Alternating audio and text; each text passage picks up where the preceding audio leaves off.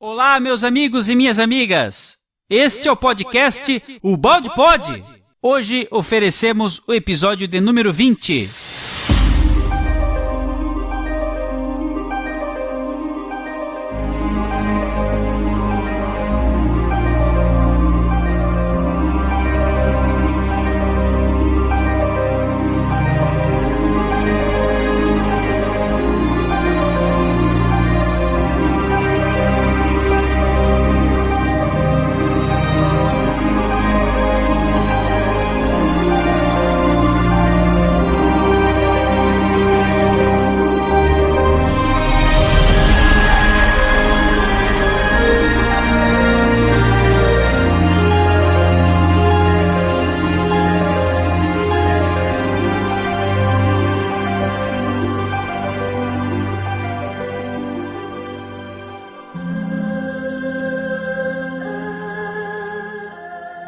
Su voz.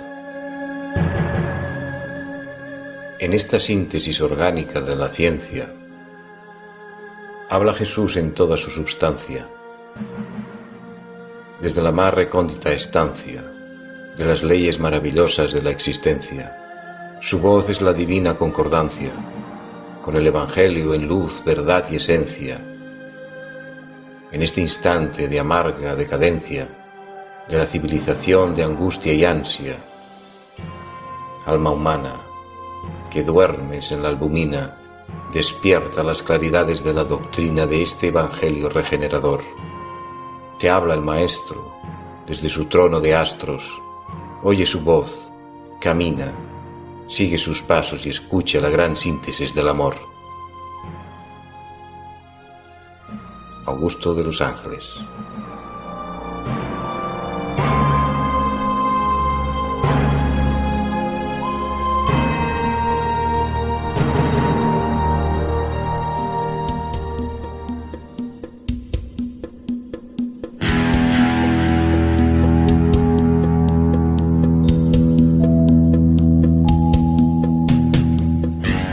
Aqui quem fala é o Tom, da equipe O Balde Brasil, e é uma alegria enorme estar aqui novamente.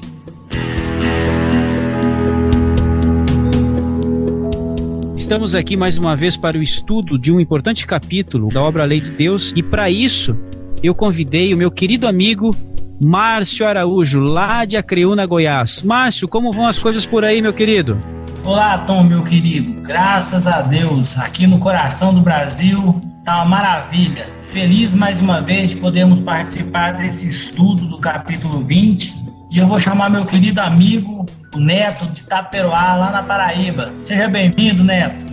Olá, pessoal, é um grande prazer estar aqui novamente em mais esse Balde Pode. E hoje temos a participação de um grande amigo também do nosso grupo Balde Brasil, que é o nosso amigo Fábio. Ele é um cara das poesias, né? Um grande poeta aqui do grupo, que nos presenteia quase todos os dias com seus poemas. E hoje ele promete abrilhantar o nosso estudo. Com você, Fábio. É um prazer estar aqui com vocês, há muito tempo saudoso, com vontade de estar presente, participando desse encontro fraterno, amigo. E, de fato, as palavras do Neto não são tão merecidas de minha parte. Estamos aqui apenas aprendendo também e devemos isso à espiritualidade, certamente. Estamos aqui no Rio de Janeiro, junto aí com o Rafa, né, também. Mas eu quero chamar o nosso amigo, meu querido amigo, irmão, camarada, Guilherme de Barros, lá de Belo Horizonte, Minas Gerais. Ô Fábio, obrigado a todos aí pela oportunidade de participar de mais esse estudo. Fábio de fato é um poeta, outro dia me presenteou num momento importante, nós tivemos um bate-papo bacana pelo WhatsApp, né, Fábio? Foi muito legal isso. E é isso aí, pessoal, vamos para outro episódio, mas eu não poderia deixar de chamar aí o amigo Rafael, lá de Niterói, no Rio. E aí, Rafa, como é que estão os preparativos aí para o próximo congresso, 21º Congresso Pietro Baldi? Olá, pessoal. Bom, o 21º Congresso Nacional Pietro Baldi vai ser realizado aqui em Niterói, Rio de Janeiro, em nossa cidade, dos dias 26 a 28 de agosto, em um final de semana. O tema para esse ano será a construção do terceiro milênio, princípios de uma nova ética. Tá? E será num lugar muito lindo, muito legal, à beira da Baía de Guanabara, que é o Teatro Popular Oscar Niemeyer. É um lugar realmente que nos convida à espiritualidade. Os palestrantes já estão todos confirmados. Vai ser a Maria Adelaide, que é neta do professor Pietro Baldi. Vai ser o Júlio Damasceno, o Afonso Chagas, o Jorge Damas, o Gilson Freire, o Maurício Crispim e o Rony Ribeiro. Contaremos também com a apresentação musical da cantora Natasha Mequena, da Valéria Lima, que vai lançar um CD lá no Congresso, com músicas inspiradas nas obras de Pietro Baldi. Então vai ser bem interessante. E o detalhe especial é o seguinte: já alcançamos o número de 300 inscrições. O limite total é de 400 lugares. Então, por favor, corram atrás, garantam logo a sua inscrição. Basta entrar no site pietrobaldi.org e lá tem um link para realizar a inscrição. Então eu peço a todos que logo garantam o seu lugar nesse evento tão especial, tá bom? E eu chamo agora a nossa querida amiga Gi, com sua voz doce, lá do Rio Grande do Sul. Beijos no coração de todos. Boa noite a todos, boa noite, Rafa. Aqui quem tá falando é a Gi de Porto Alegre. E é isso aí, pessoal. Esse evento vai ser imperdível. Não deixem passar essa oportunidade. Vai ser muito interessante. Um grande abraço a todos vocês e até mais.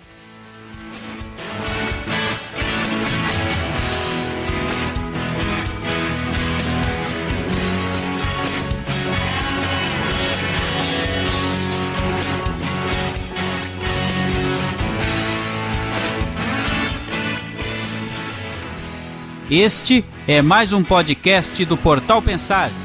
E hoje faremos o estudo do capítulo número 20, intitulado A Justiça da Lei, da obra A Lei de Deus, do professor Pietro Baldi.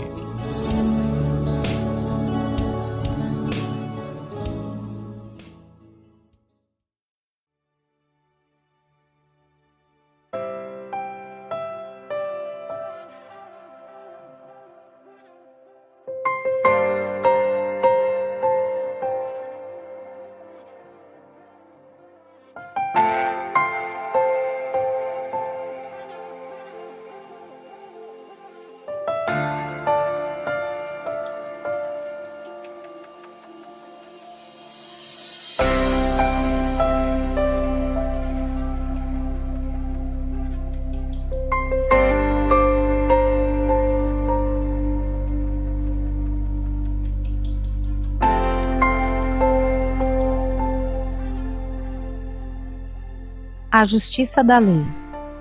Contra o método de ataque e defesa do mundo, só o da não resistência, o do Evangelho, resolve. Nosso ofensor, instrumento da justiça da lei.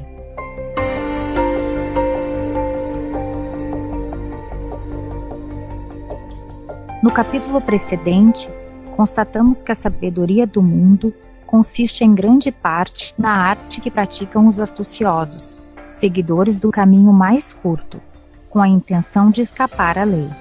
Vimos que a luta nasce dessa forma de encarar a vida, e a finalidade que explica e justifica essa luta é a de desenvolver inteligência nos seus níveis mais baixos. Continuemos observando outros aspectos do problema de nosso comportamento com respeito à lei, para ver quais são as consequências de nossos diferentes atos e a maneira como nos conduziremos melhor para evitar erros e sofrimentos. Verificamos que nossa vida atual está regida pela lei da luta, em que o mais forte vence e domina. Isto significa que a todo momento estamos sujeitos a receber ataques. Daí a necessidade de uma defesa. O que nos diz a lei a esse respeito? Como resolve ela o problema? Quais são nossos direitos e deveres? Qual a conduta que nos conduz a resultados melhores? Qual deve ser a nossa reação ao ataque? Qual o método mais sábio e vantajoso para resolver o caso? Este é um dos pontos onde mais ressalta a oposição entre o sistema do Evangelho e o do mundo. O primeiro sustenta a regra da não resistência. O segundo, o uso da reação violenta. Já vimos, trata-se de leis pertencentes a dois níveis evolutivos diferentes. Leis verdadeiras, cada uma no seu respectivo plano de vida, ao qual estão adaptadas. Trata-se de duas maneiras de conceber, em função de pontos de referência diferentes. Quando recebemos um golpe, sabemos de onde vem? Sua origem pode, em princípio, encontrar-se em uma dessas três causas. Primeiro, o acaso. Segundo, a vontade do agressor. Terceiro, a vontade de Deus. Observemo-las. A teoria do acaso é inaceitável para quem sabe que o universo é um organismo cujo funcionamento é regulado pela lei. Num sistema desta natureza, não pode haver lugar para o acaso, sobretudo no que respeita à dor, coisa tão importante, pelas suas causas e pelos seus efeitos, no destino de um homem. Temos visto que a vontade do homem está fechada entre limites, como a liberdade do peixe no rio ou de um carro na estrada, de onde não podem sair. Quem estabelece esses limites intransponíveis e a regra certa de todo movimento dentro deles é a vontade de Deus, por Ele mesmo escrita na sua lei. Transpor esses limites dá origem à dor. É possível, desse modo, estabelecer a causa do que nos acontece e também dos ataques recebidos. Ela não está no acaso. Dentro dos limites marcados pela lei ou vontade de Deus, a causa está na vontade do homem. Isto porque lhe é permitido escolher entre o certo, permanecendo na ordem da lei, e o errado, saindo dessa ordem com a desobediência. Tudo o que é devido à vontade do homem poder-se-ia chamar de causa próxima. Neste ponto, sua vista míope detém-se e, nada vendo mais além, acredita ter atingido o ponto final do problema. Mas além das causas encarregadas de dirigir o caso particular, deixando o homem em liberdade de maneira que aprenda, para além dessas causas secundárias e periféricas, existe uma causa maior, principal e central. Uma causa de todas as outras causas menores, que as dirige e domina. Então, aquela que se julga ser a única e a primeira fonte dos acontecimentos da vida, não é senão uma causa relativa, momentânea e aparente, um meio em que se realiza uma causa muito mais longínqua, verdadeira, fundamental, absoluta e definitiva. É lógico que esta outra causa, tão diferente, só se possa encontrar no seio do último termo, isto é, em Deus e na sua vontade, acima de todas as coisas.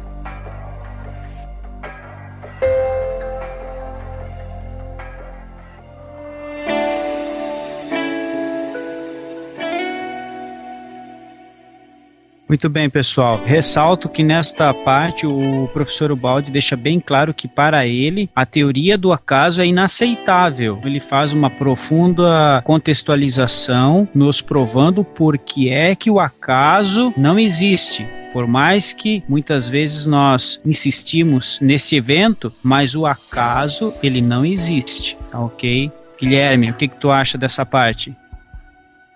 Na verdade, Otton, eu queria comentar sobre o primeiro parágrafo, em que o Ubaldi nos chama a atenção para a sabedoria do mundo, baseada na astúcia, onde há a luta constante de todos para com todos, né? E eu queria até contar um caso pessoal que eu achei interessante, verificando o funcionamento da lei no plano material, que aconteceu mesmo comigo. Há alguns anos atrás, eu fundei uma empresa. Eu trabalho aqui em Belo Horizonte, entre outras coisas, com posto de combustíveis. E eu estava pensando uma forma, né, de fazer um trabalho bacana, de ajudar uma instituição que a gente já ajudava há alguns anos, chama Creche Nosso Lar. E aí eu tive a ideia de fazer um equipamento para cobrar a calibragem de ar. O calibrador no país inteiro é gratuito, né? Vocês sabem disso. Acho que a essa altura muita gente está pensando, mas que capitalista mais sem vergonha é esse, né? Vai cobrar para calibrar o pneu do carro. Mas é a verdade, essa ideia surgiu porque os donos de postos aqui em Belo Horizonte tinham muita despesa com calibrador, bico, mangueira, energia, o próprio compressor, manutenção constante do equipamento, o próprio custo do espaço, né? E sempre lutando com muita dificuldade nas margens pequenas do combustível. E aí finalmente eu peguei esse equipamento, coloquei nos meus postos e outros amigos vieram motivados, colocando também. E a gente logo começou a ajudar essa instituição. E o resultado foi tão bom que a gente logo já tinha 5 instituições que a gente ajudava, dava em torno de uns 9, 10 mil reais por mês. Era um valor até bem significativo. E com isso eu estava conseguindo um certo resultado financeiro também, bacana e motivado. Falei, poxa, vamos expandir esse projeto para o Brasil inteiro, vai ser bacana, né? Só que o que aconteceu? Logo alguém se motivou a copiar o equipamento e começou a vender o equipamento para os meus clientes. O equipamento ele era colocado em comodato. Então esse projeto, infelizmente, ele foi meio que destruído por conta disso, né? Então é interessante, eu estava observando, eu falei, poxa, é um projeto bacana, né? O cliente, ele cede um pouquinho, pagando um valor simbólico, R$1. O dono do posto também sai ganhando, né? O cliente tem um serviço melhor, mais constante, o dono do posto fica livre da manutenção, a nossa empresa ganha um pouquinho e as instituições ganham também, ou seja, um jogo de ganha-ganha. Mas foi impossível manter exatamente por causa dessa sabedoria do mundo, em que a astúcia, ela prevalece sobre todas as coisas. Então é interessante, isso aí me motivou a procurar outras formas até de ter um resultado financeiro justo, mas é sempre muito difícil em cima dessa luta em que as pessoas se colocam no campo material para buscar a vitória individual, né? Ô Márcio, você tem algumas coisas aí para falar conosco sobre a questão do acaso, né? Então, Guilherme, é interessante essa colocação sua aí com relação à astúcia, e precedendo a sua fala, o Tom também nos falou sobre o acaso. E nós teimamos constantemente nas nossas falas em darmos muita importância ou falarmos muito do acaso. E interessante nessa colocação do professor Ubaldi, que ele nos informa que Deus não permitiria o acaso, porque se houvesse o acaso, fugiria do seu controle. Ou seja, tudo está no controle de Deus. Tudo está no controle da lei, que consequentemente está no controle de Deus. Se o acaso existisse, a lei deixaria de existir e, consequentemente, Deus deixaria de ter toda a ação, né, em suas mãos, digamos assim. Então é interessante, só para complementar o que o nosso querido Tom falou, e eu chamo nosso companheiro Rafa, fazer alguma colocação aí, Rafa? Ô Márcio, querido, o acaso ele existe sim. Ele é, na verdade, uma lei de Deus. Brincam os amigos que o acaso é uma lei de Deus ou é o pseudônimo de Deus quando ele não quer assinar. Então a gente sabe, né, como cristãos ou não, que o acaso não existe. Estamos regidos por uma lei que ordena todas as coisas, concatena todos os fatos, todas as ações e daí tira o melhor proveito. Mas eu queria dizer que foi muito interessante o Guilherme trazer esse seu caso pessoal para a gente refletir no que Pietro Baldi está falando, porque realmente vivemos na lei da luta, vivemos nessa lei da força, um querendo ser melhor que o outro, um querendo levar vantagem sobre o outro, e aí acontece esses entrechoques, essas reações da lei, que é justamente o capítulo que a gente está estudando. Então é só para relembrar que esse é o nosso cotidiano, que a lei da luta está vigorando ainda, mas estamos em transição para um nível superior de vivência, que não será mais a lei da luta, a lei da força, nem a lei da astúcia.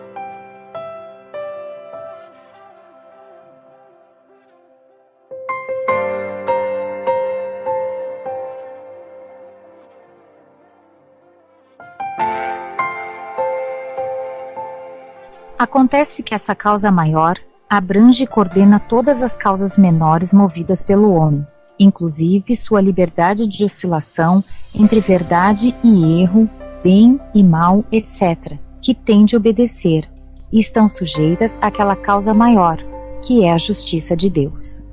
Desse modo, o homem está livre para agir certa ou erradamente.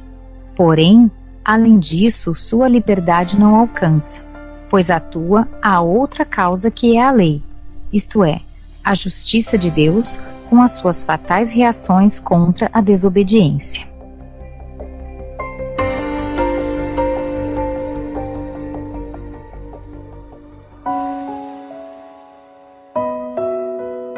Aqui eu lembrei de uma coisa, não sei se o Rafael vai também lembrar. Quando o professor Ubaldi fala em liberdade de oscilação entre verdade e erro, bem e mal, logo me veio à mente a diferença entre crença e fé. Porque enquanto nós estamos na crença, como o professor Crispim nos ensina, nós trafegamos entre a certeza, a negação e a dúvida. Mas a partir do momento que a gente conquista e alcança a fé, que sendo do tamanho de um grão de mostarda move montanhas, as coisas começam a ser totalmente diferentes e nós não a perdemos. Conquistou um pouquinho de fé, você entra numa onda de transformação. Então não sei se isso aí também te chamou a atenção, Rafa? Ah, Tom, com certeza, né? Fé não é igual a crença. Crença é acreditar, é se envolver com alguma coisa. E fé é aquela entrega. Fé é se comprometer, é se entregar. É ter fidelidade a alguma coisa e se mover por essa força. Então, a questão da crença, a gente se envolve com muitas coisas por aí, mas não se entrega. Olha como é que faz a diferença. A gente pode citar aqui, se envolvemos em vários relacionamentos. Uma pessoa teve 10 casamentos. E aí, ela se entregou em algum deles? Passamos por 20 empresas. E aí, se entregou em alguma empresa? Então são duas coisas que fazem realmente muita diferença. E quando a gente tem uma fé pequenininha, como você bem mencionou, faz toda a diferença na nossa vida e para nós mesmos, em se tratando de agir em conformidade com a lei.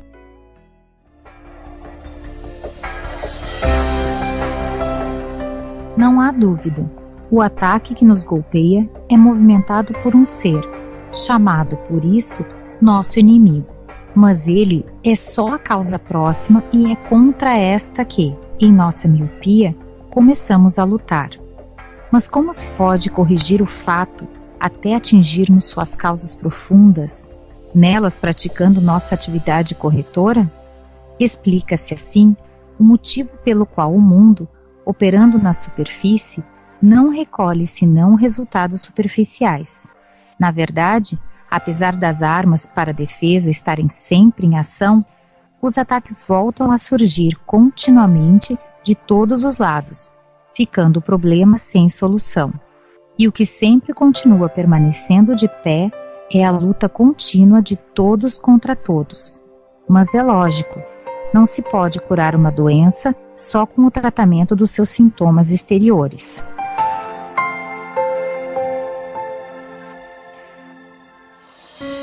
Nós percebemos, a partir desse momento, um crescente no que diz respeito que o professor vai nos mostrar o que seria uma atitude de substância. Vou até perguntar para o Fábio o que está achando desse contexto todo, porque o professor ele vai cada vez mais deixar muito claro para nós, Fábio, que quando nós identificamos um dito inimigo, é por conta da nossa miopia. E é por conta disso que o mundo ele opera em atividades de superfície e colhendo com isso resultados superficiais que não vão dar a solução definitiva dos nossos problemas. O que você achou disso aí tudo, Fábio? Olha, Tom, isso me remete à importância que até Allan Kardec fala sobre tornar as pessoas primeiro espiritualistas, acreditarem que há algo além da matéria, do corpo. Porque aí ela vai poder fazer uma busca interior e sair dessa superfície. Ela se aprofundar realmente em si, buscando aquela solução que seria de fato. Porque de fato nós acabamos tratando muito o efeito e não a causa. E aí a gente também vai compreender a importância de fazer com que o mal se encerre em nós. Que nós não sejamos propagadores, que a gente não retribua aquele mal que veio com outro mal. E assim a gente continuar se comprometendo com a lei. A importância, né, então, da caridade, do perdão acima de tudo, para que ele se encerre em nós. Porque como a gente vai ver nesse capítulo, é a própria lei de Deus que traz para nós a necessidade de passarmos por essas experiências. Mas com o fim útil de não ficar na superfície, nos levar ao fundo, para que possamos compreender quem de fato nós somos, espíritos, filhos de Deus.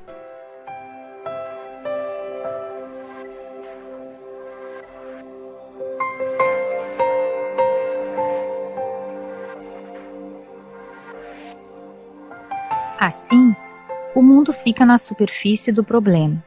Cada um procura destruir seus inimigos, mas não a causa que gera inimigos. Procura afastar os golpes, mas não a causa que os produz.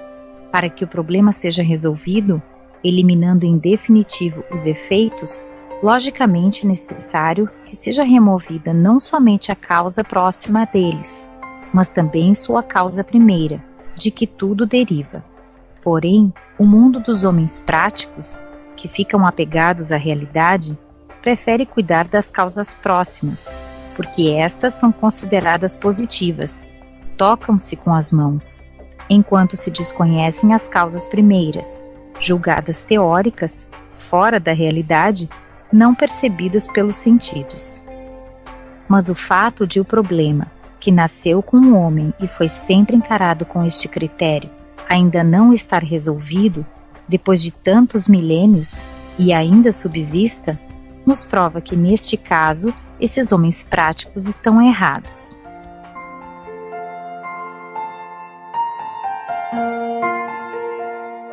Eu não poderia deixar de perguntar agora para o Guilherme. O mundo dos homens práticos ele está cada vez mais abalado por tudo que a nossa física quântica vem descobrindo aí, não é verdade, Gui? O que você acha? Ô Tom, é isso mesmo. Sabe que esse foi um dos primeiros temas do Pode Saber, quando nós começamos lá no Portal Saber, era exatamente uma citação, eu não vou lembrar agora o nome do livro, mas fala exatamente que o materialismo estava fadado a deixar de existir por falta de matéria, né? Mas não é só em relação à parte material, não. As questões práticas da economia, por exemplo, em todo o campo, o homem prático atual encontra desafios praticamente insuperáveis. A introdução do amor, o estudo sobre os prejuízos que o egoísmo traz em todos os níveis, para a família, para a sociedade, para a política. Então, o homem pragmático da Revolução Industrial, ele está sofrendo bastante com o seu próprio isolamento, com a sua tendência a tratar o mundo de maneira tão objetiva, levando em consideração apenas aquilo que se vê, né? Então a gente tem desafios grandes em todas as áreas aí, na área da família, da educação, da economia. Essas questões espirituais têm que ser introduzidas, né? Ô Fábio, você concorda com isso, cara? Como é que você vê essa questão? Olha só, Guilherme, a gente não tem como discordar. E vindo da própria ciência, já que as outras pessoas elas acabam se baseando muito nesta ciência humana para poderem confirmarem seus conceitos. E é interessante porque, se a gente reparar, o Baldi fala sobre uma apegado à realidade. Vamos parar e pensar, que realidade é essa? Nós que nos consideramos espiritualistas, né? Somos espíritas também, sabemos que essa realidade que nós aqui estamos envolvidos é uma realidade passageira, não é a realidade. É uma realidade que só essa profundidade do ser vai levar a gente a compreender, né? E é conhecendo Deus, nos aproximando dele, que a gente vai de fato conhecer essa realidade. E essa física quântica, na mecânica quântica, alguns até já usam ela no sentido de cogitar que essa realidade aqui realmente pode não ser real.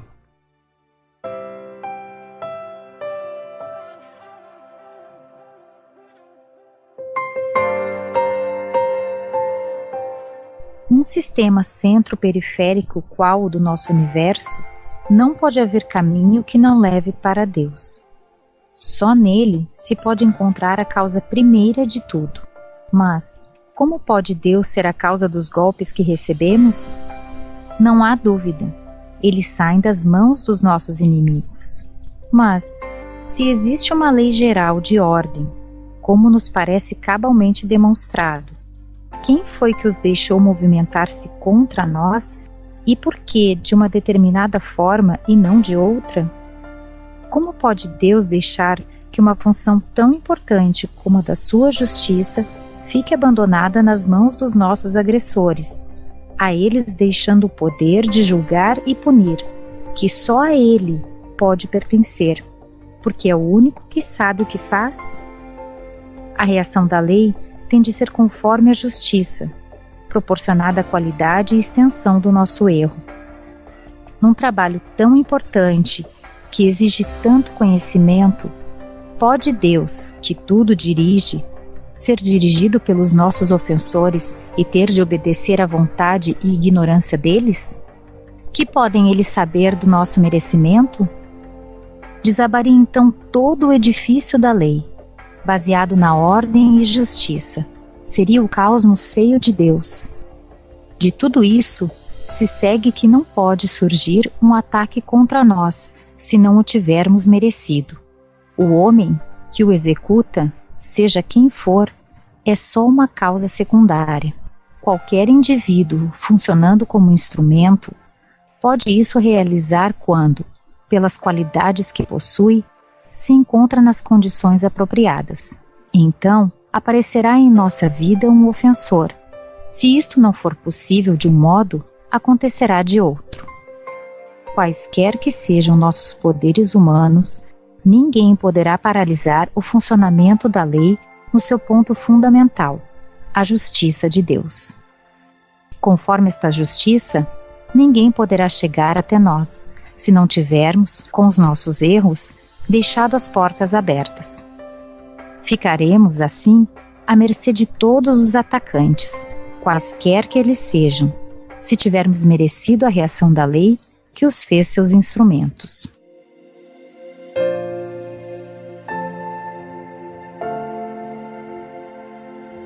Ô Márcio, esta parte que nós estamos estudando deste capítulo intitulado A Justiça da Lei me impressiona a maneira reta e eficaz com que o professor Ubaldi nos apresenta o desenvolvimento da lei de Deus. Veja só, os nossos erros, eles têm dois elementos a pensar: a sua qualidade e a sua extensão. Ou seja, no meu entendimento, Márcio, a justiça vai depender da quantidade que eu permanecer incidindo neste erro e de tudo que vai ocasionar, proporcionar pela lei de causa e efeito este erro, pois nada ficará para trás sem que eu tenha que pagar centil por centil.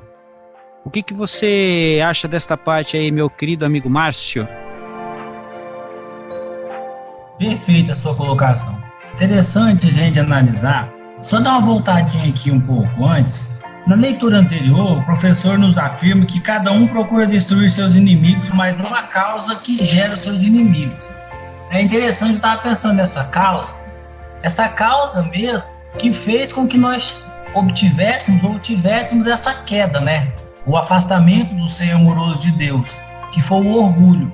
E aí nós continuamos nessa luta diária, nessas perseguições, nesse desembainhar da espada, e esquecemos que somos formadores de opinião. E dependendo da extensão do qual o mal em que nós permanecemos, nós podemos, muitas das vezes, não atingir os nossos amigos diretamente, os nossos irmãos, no intuito de maltratá-los, no intuito de feri-los. Mas nós induzimos esses irmãos a ferirem. Ou seja, formamos opiniões, formamos legiões, formamos seguidores.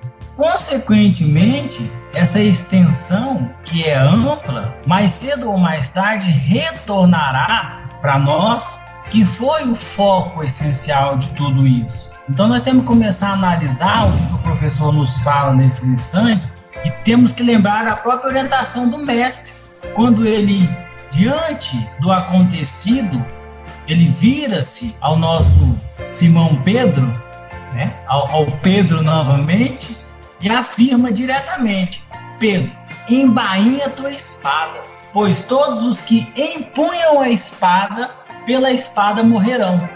Naquele instante, Pedro começa a ter uma lição do divino amigo. E hoje ele retorna nos trazendo o que é a lição aprendida, de como nos mudarmos e compreendendo que nós podemos formar legiões, nós podemos formar, mas hoje nós devemos mudar os nossos pensamentos. Nós devemos mudar através do exemplo para o bem, para o campo do bem, para o campo da não violência, ou seja, do embainhar a nossa espada. Volta contigo, Rafa. O que você acha, irmãozinho? Eu acho que nós atingimos agora um dos pontos mais importantes desse capítulo. O Tom falou muito bem aí, levantou a bola para o debate da qualidade, a extensão dos nossos erros, e sabemos também que o remédio ele é adequado ao doente. tanto a dose como a substância. Então a gente sabe da lei de ação e reação, que no campo moral, além do campo físico, como definiu Newton, terceira lei de Newton, a qualquer ação se opõe uma ação igual, né? Mais ou menos assim que Newton disse, e no campo moral a mesma coisa. Toda ação nossa haverá uma reação na mesma proporção.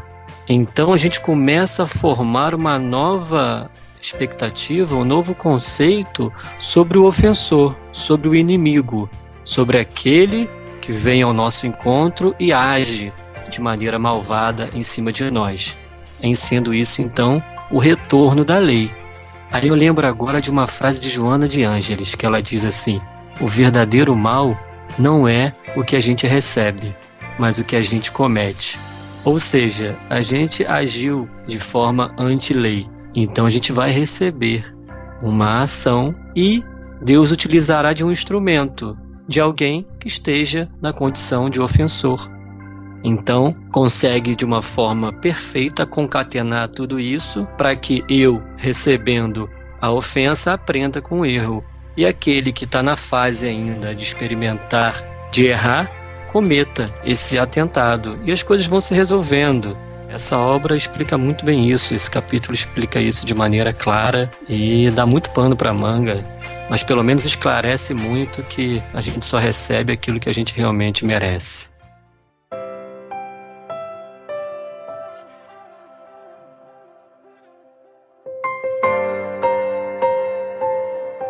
Quando o problema está enquadrado nesses termos, parece claro que a defesa que o mundo pratica, limitada só contra o ofensor, não somente é inútil, mas representa um novo erro que se junta ao velho, aumentando. O remédio, então, é só um: não merecer.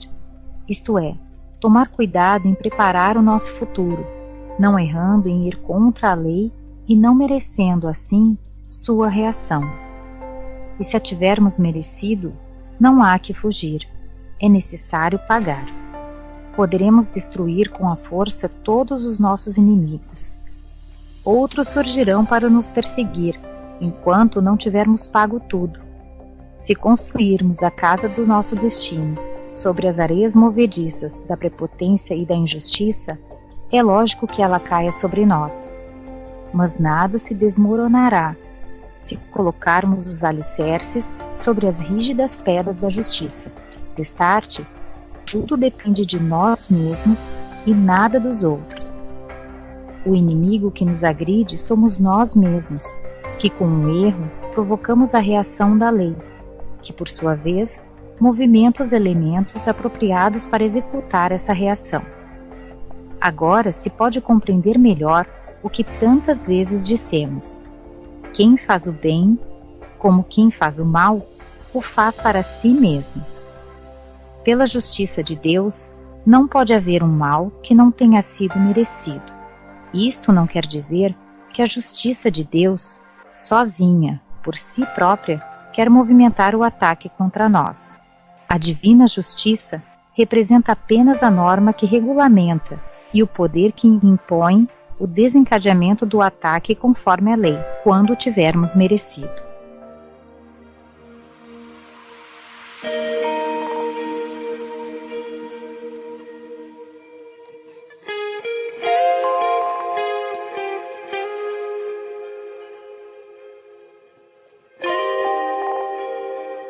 Bem, amigos, deixa eu perguntar uma coisa aqui pro Guilherme. Nesse parágrafo, Guilherme, fica para mim muito evidente a matemática da lei. Veja só, Gui, repare só.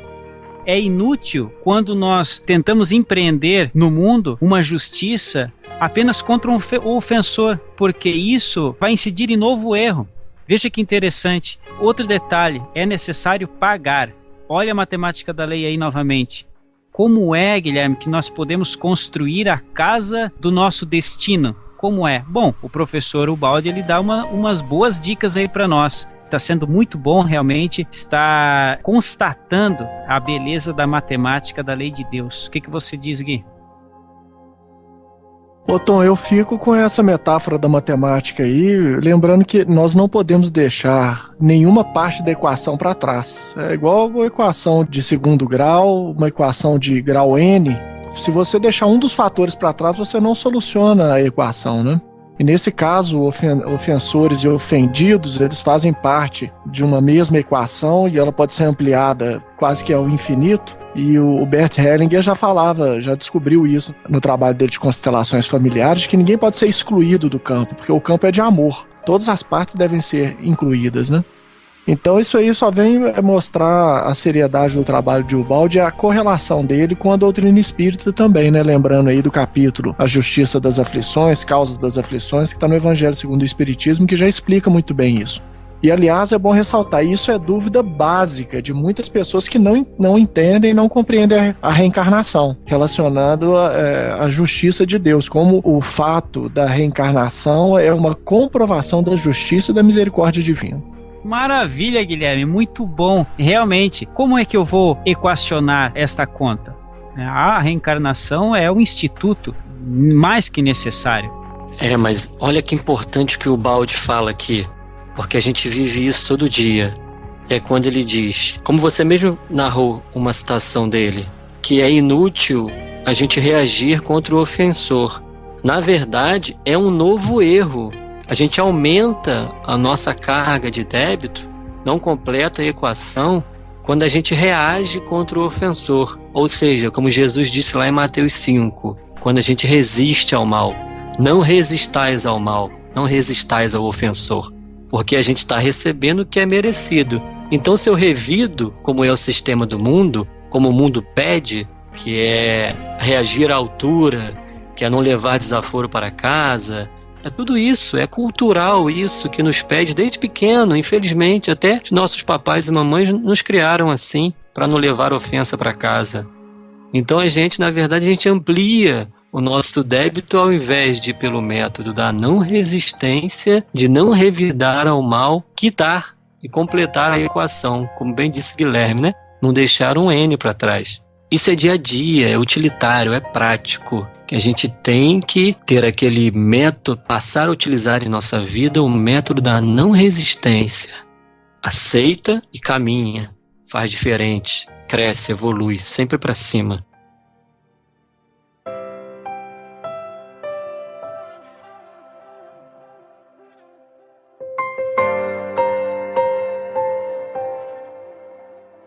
Por isso, nosso inimigo, contra o qual apontamos nossas armas, não tem poder algum contra nós, além daquele que nós mesmos lhe conferimos com nossas obras contra a lei de Deus. Se nós destruirmos com a força esse inimigo, crescerá a nossa dívida perante a justiça da lei, e com isso concederemos a um número maior de inimigos poderes maiores contra nós. Que se ganha então usando o método do mundo? Aparece aqui a necessidade lógica de praticar o método da não resistência, porque ele é o único que representa um verdadeiro sistema de defesa.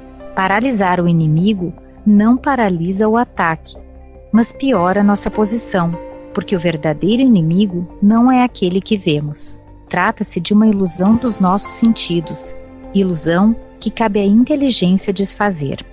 Quem compreendeu como funciona o jogo da vida que estamos explicando, quando receber uma ofensa, não reage contra seu ofensor, porque sabe isto, ele não tem valor algum, a não ser o de representar um instrumento cego nas mãos de Deus. Por isso, não merece nem ódio nem vingança.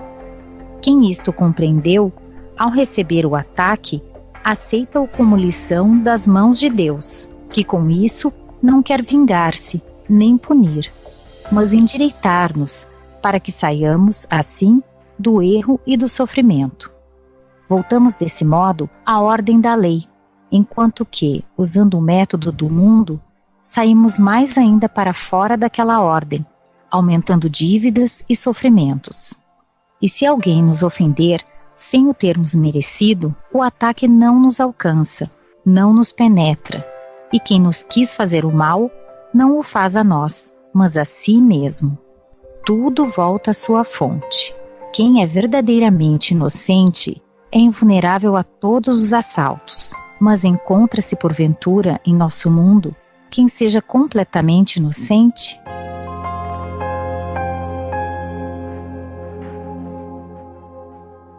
Ô Fábio, só rapidinho, deixa eu te perguntar uma coisa. Já que você faz parte aí do nosso estudo aí da codificação, né? Estamos aí na série Kardec também. Não te fez lembrar alguma coisa aí nessa última parte, quando o professor Ubaldi termina com esta pergunta: encontra-se porventura em nosso mundo quem seja completamente inocente? E nós, né, Fábio, estamos encontrando grandes respostas no Livro dos Espíritos. Kardec, ele dá a resposta aí para quem quiser procurar pesquisar sobre esse tema, não é verdade, Fábio? O que você acha? Certamente, Tom. E sobre isso eu estava aqui recordando uma frase simples que às vezes a gente repete sobre ver no outro a presença de Deus. E veja como o Ubaldi traz para a gente essa questão quando ele coloca que o outro é apenas um instrumento cego e que no fundo a justiça, o próprio Deus, é que chega ali apresentando para nós aquela situação, ou como o Ubaldi coloca muito bem, a questão da dor, a questão da reparação que nós sentimos como dor e não como benefício. E não é o irmão, é justamente esse instrumento. Se a gente tiver olhos de ver, como Jesus falava, era o próprio Deus, é o próprio Pai trazendo para nós o remédio salutar que vai nos despertar a consciência para a nossa condição. E Kardec, né, com a doutrina espírita, ele explana muito bem essa questão, que nós somos resultado das nossas experiências anteriores. Somos nós mesmos os causadores dessas dores e sofrimentos, e nós encontramos ali na codificação também instruções para poder a gente vivenciar bem essas circunstâncias. Por mais que muitas vezes a gente esteja frágil, fraco, e a gente é levado sim à questão da oração, da aproximação dos nossos benfeitores e amigos, para vivenciar bem e não se comprometer mais ainda com a lei.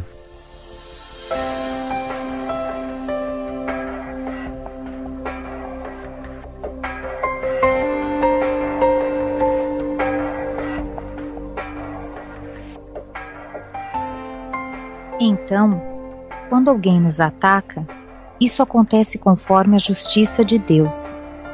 Nossas contas são com Deus e não com o nosso inimigo. Se ele nos faz mal, ele terá também suas contas com Deus e terá de pagá-las. Mas isso não nos pertence.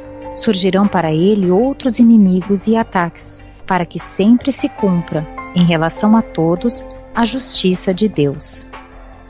Quem pratica o mal, só por isso, qualquer que ele seja, apesar de funcionar como instrumento de Deus para corrigir seu irmão e se ter aproveitado da fraqueza deste, que deixou as suas portas abertas, fazendo-lhe o mal, abre por sua vez suas próprias portas, pelas quais outros inimigos estão sempre prontos a entrar. Assim, também os maus são utilizados por Deus como instrumentos da sua justiça. São utilizados por Deus para gerar o sofrimento, cuja tarefa é a de purificar os bons. A conclusão é que ninguém pode receber ofensa que não tenha sido merecida. Neste caso, não nos resta senão bater nos peitos, procurando, antes de tudo, pagar nossa dívida, deixando aos nossos inimigos, quando chegar sua vez, pagar igualmente suas contas pelo mal que tiverem feito, porque a lei é igual para todos. Há uma divina providência para cada um, mas para ser justa, ela providencia o bem para os bons e o mal para os maus.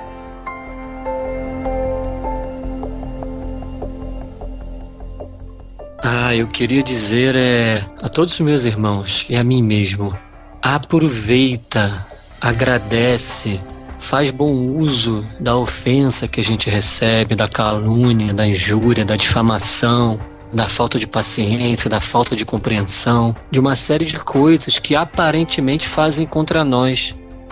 Mas isso vem lapidar o nosso espírito, o nosso ser. Isso faz com que a gente evolua, com que a gente cresça. Então a gente deve aproveitar e não se queixar, absorver, rever a nossa conduta e caminhar para frente.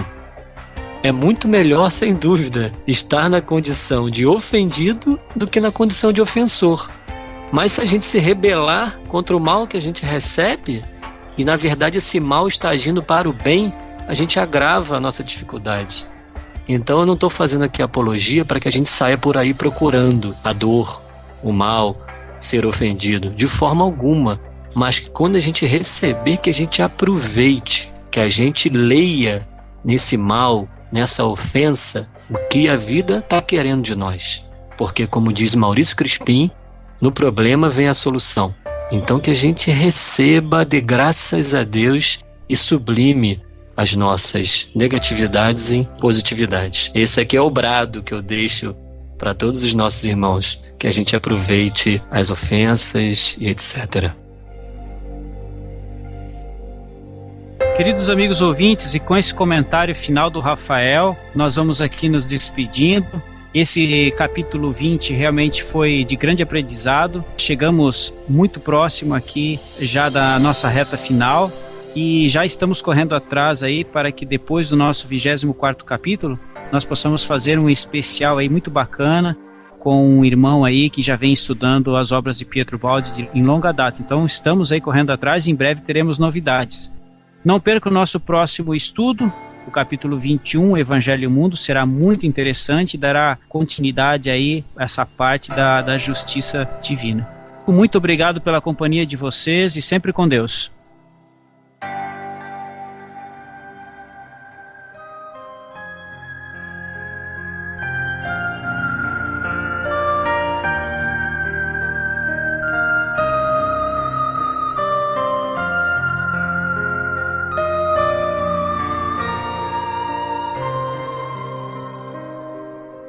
Quem compreendeu como funciona este jogo que estamos explicando, quando receber uma ofensa, na luta contra o seu ofensor, porque sabe que ela não tem valor algum, além de ser um instrumento cego nas mãos de Deus.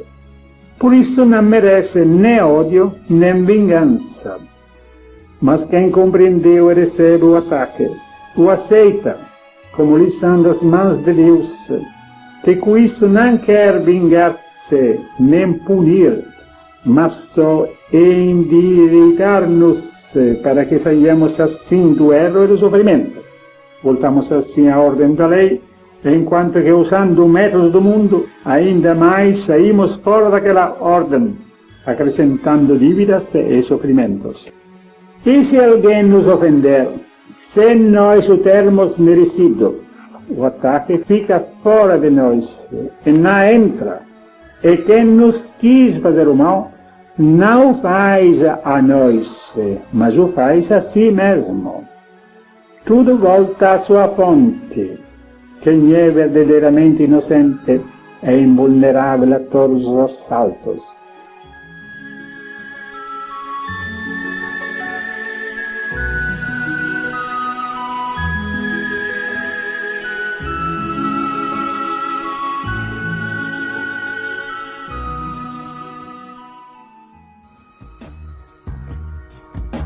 Agora vamos aos nossos recados.